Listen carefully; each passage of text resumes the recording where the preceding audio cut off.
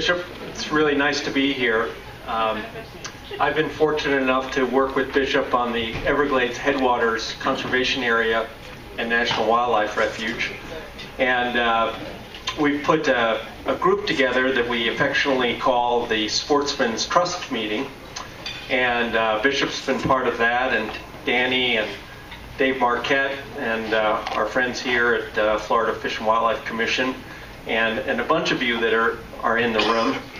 And I'm fortunate enough to work around the country, but I can very honestly say that that trust group that I work with is a standout of passionate, wonderful people that do as they say, and they really bring an enormous amount to the party. And it's always a pleasure for me to come to Florida and work with that gang. And you all, I congratulate you because you've got terrific leadership that's doing a great job for you. So I'd like to give them a round of applause for all that they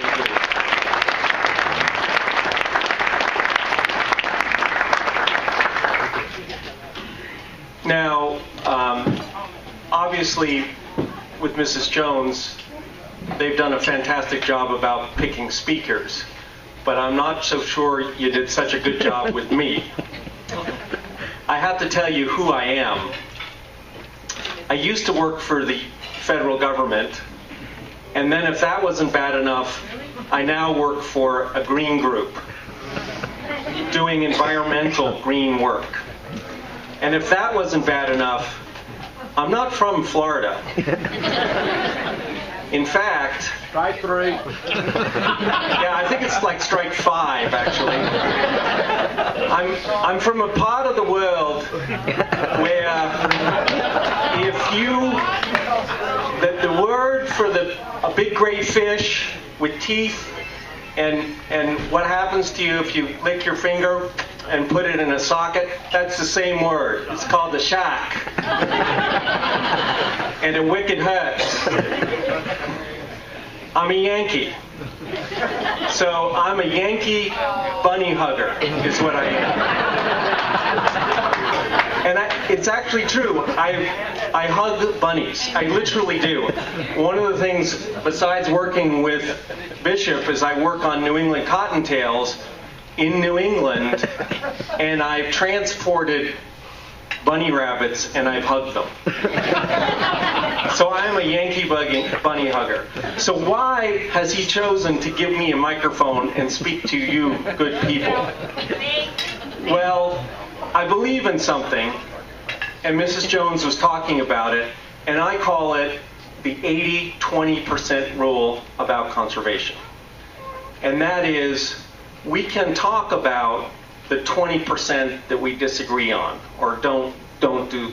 Because when I go out on the water to enjoy nature, I don't get in the super cool airboat. I get in my sissy kayak and go out. But we are doing the same thing. We're enjoying the great outdoors, and we care passionately about the great outdoors. And I also care very passionately about my children and about getting them away from the computer and out and be out in the great outdoors. And I care a lot about this country because I think it's the best country in the world. So that's a strong 80% to work on, and that's what we tried to do in the Everglades Headwaters. And we didn't start out right. We doing the Everglades Headwaters, we made some big mistakes when we started. We didn't talk to enough people, and we didn't invite people's opinion. And we didn't tell the River Ranch people that they probably didn't need to worry about what was going to happen, etc. So we needed to work harder and create a conservation that included everybody, that included you good folks doing your great work and your passion.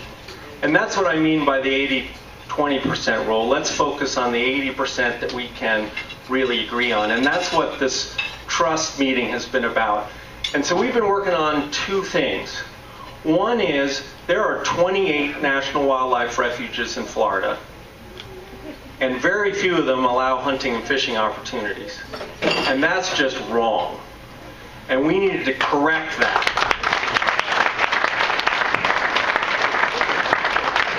That was a breach of trust with you good people who have done a lot of hard work to make those areas possible.